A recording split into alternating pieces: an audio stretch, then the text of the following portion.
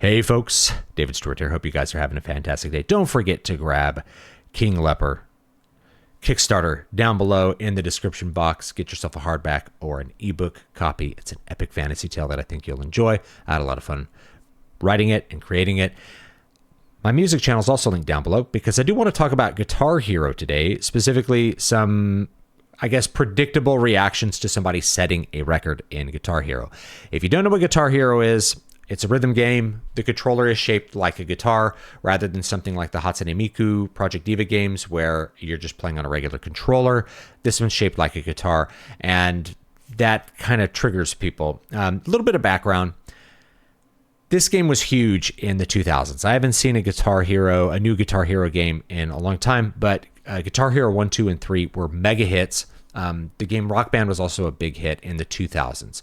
I first came across this, I don't remember when it was. The PlayStation 2 was still like the main console because I think we were playing it on PlayStation 2. So maybe 2004 or something, right? The year 2000X, like we're in an SNES games, the year Mega Man X, in the year 20XX, not in the year 20XX. I was playing Guitar Hero. I went to a house party and I saw people playing this game. I'm like, what is this? Oh, it's called Guitar Hero. And there's like a 2-player competitive mode where you could play against another person. I'm like, well, I want to try. And like, I don't want to play against David. Nobody wanted to play against me. I don't want to play against Stu. He's just going to stomp everyone because I'm a real guitar player.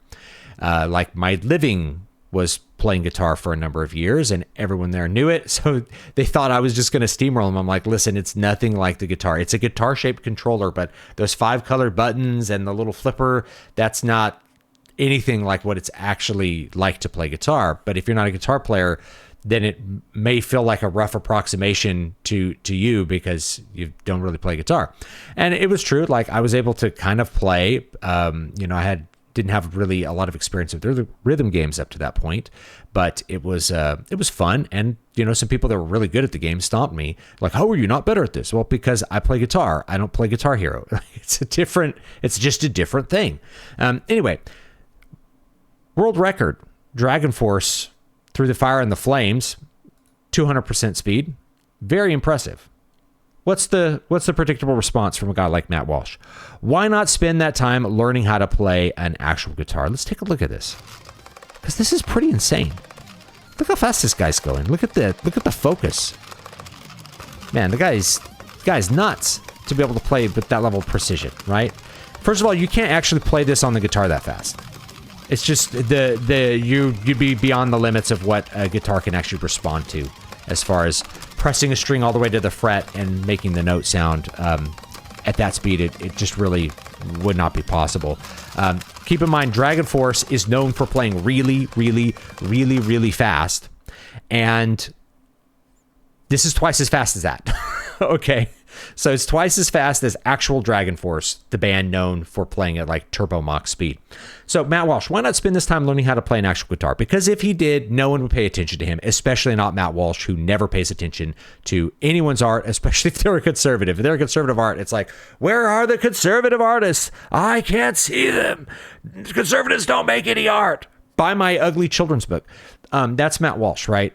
So he would not pay attention to it if it was a real guitar player.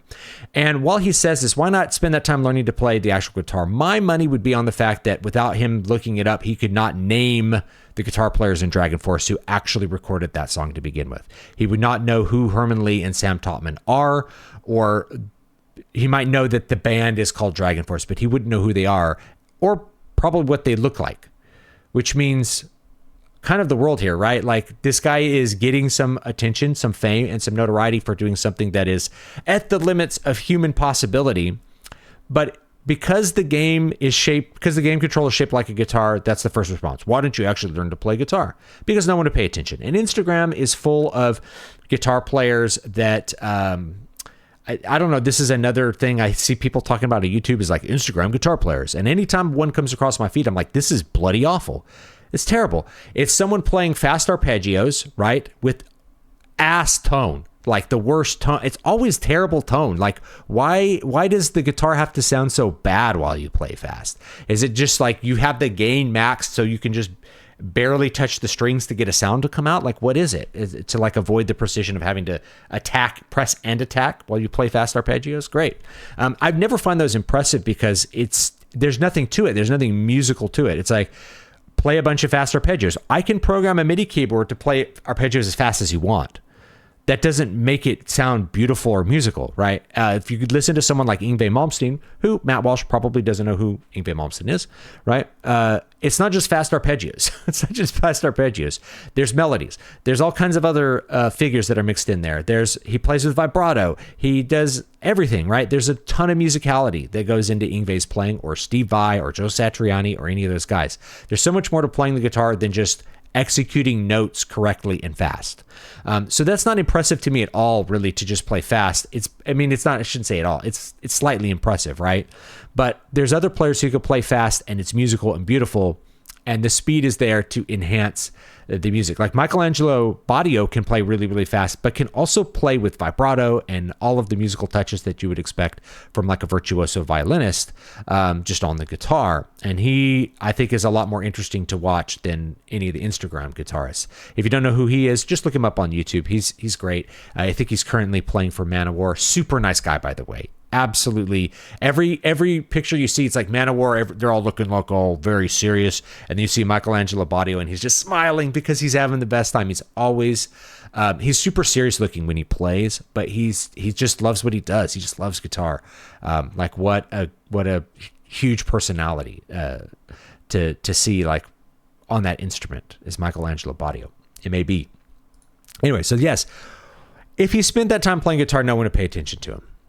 And, I know this from experience, guys, is like, let's look at some other quotes, right? So this one's the truest one. Any other high school game, people will be like, wow, but because it's a plastic guitar, it's a guitar-shaped controller, people are like, yeah, you should play a real instrument. Why don't you spend that time playing guitar, right?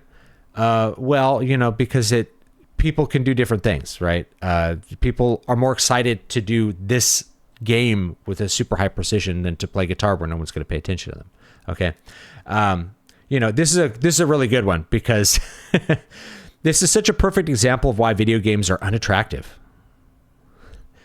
The difference between this nerd and a guy who can do that on an actual guitar is night and day. No one can do this on an actual guitar. It's twice as fast as Dragon Force. Video games hijack male ambition towards imaginary achievements. This is not an imaginary achievement. This is an actual achievement. People are paying attention to it. It's a world record, right?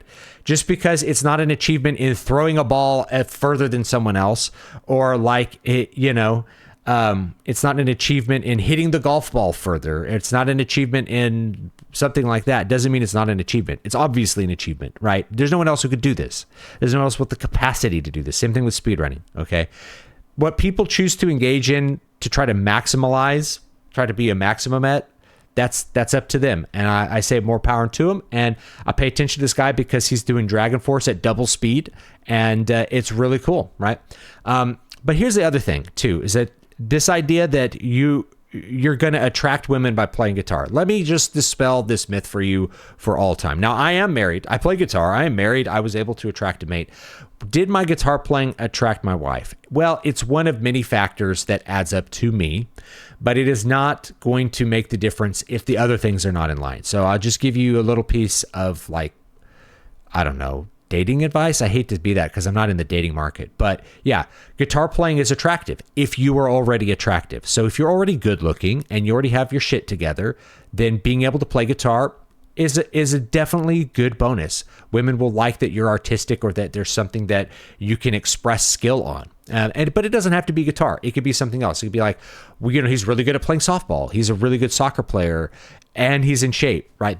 Those are attractive things. Or he's a really good cook. You can impress a woman with amazing cooking skills, and that can be something that you impress a woman with too. But you have to have the baseline stuff, right? Which is like, he looks good.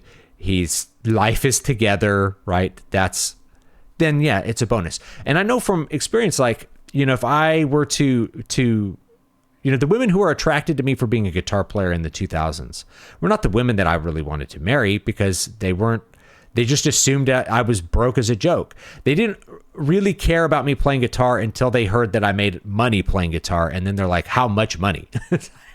How much money do you make? I've had women ask, well, how much money do you make playing guitar? It's like, what? What an interesting question to ask. You don't really care about who I am. You care about exactly how much money I'm making. So you know, am I a high status guitar player or am I a low status wannabe nobody playing down in his basement? You know, I would gig 4 nights a week. I made money doing it, you know, paid my rent and stuff. But, you know, that's what it came down to, is it's like a status thing. So I would meet women and they would be much more interested in the fact that I taught at the university. Oh, you're a teacher and you teach at the university. And I'm like, well, I make more money like gigging. Like I gig like 4 nights a week. And they're like, but you're a teacher. Like that's what they start putting the box around when they meet you. That's how they start categorizing you. And you play guitar and you're a beautiful artist. Now maybe I'm attracted to you. So yeah, it's not going to make a difference unless you already have that other stuff going for you. So I'll just let you know that right now. In a different era, this man would have written a symphony or discovered calculus. Nope. He probably would have died in a ditch in a foreign war that your ancestors started. Nope. That's not true. A large part of our decline is because our creative energy has been siphoned into overcoming imaginary challenges. Well, this is not an imaginary challenge. It's an actual challenge. Now, is it a challenge that moves humanity forward? I could say it isn't. But if he had made a symphony, you wouldn't have listened to it. You wouldn't be listening to it. You'd be listening to the same garbage shit that you always play on Spotify and not listening to his symphony. Okay. And if he was born in the past, no, he would have been a peasant who died in a ditch of dysentery or something. He wouldn't have been a world-renowned composer because there was very few of those in the past as well. And the opportunity to do that for a living was also extremely limited, just as it is now. If you want to be let's say you want to be a professional electric guitarist, I don't know how you make money at that, like in 2025. Most of the people I see, and Beato went into this, is like a huge amount of like the up and coming artists are essentially self-funded. Like it's rich kid recreational projects, and it's not really people making it from the ground up. Equipment's expensive, gigs don't pay. You can go down the line from there. So no, if he was born in a past, no one would know who he is because the opportunities to be the highest skilled musician are not there. Maybe he would have been a really good blacksmith, and the people in his village would have appreciated that, and maybe that would have helped his village more than being good at Guitar Hero or something. But what else is he going to do? The fact is, actually, he's providing a service to a lot of people who would come in and watch a stream and watch somebody do something exceptional, for the same reason that a professional athlete is allowed to exist now, right? Does a professional athlete help humanity? Okay. Would this person say that if somebody was like jumping over, a professional NBA player jumping over another player and dunking on top of him?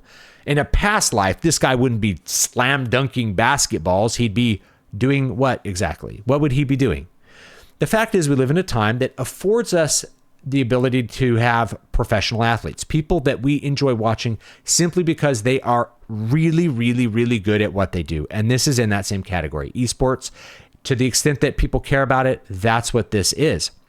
And as far as like me streaming a game, people will tune in to hear me stream a game or watch me stream a game because they like to hear me talk, because they like to hear my commentary, because I'm entertaining them or saying interesting things in addition to the game. This is just a guy who's really, really, really good at a game, and that is cool to watch too. We don't tune in to the NBA game because we care about what LeBron James thinks. He's not stopping in between plays to give his opinions on the politics of the day.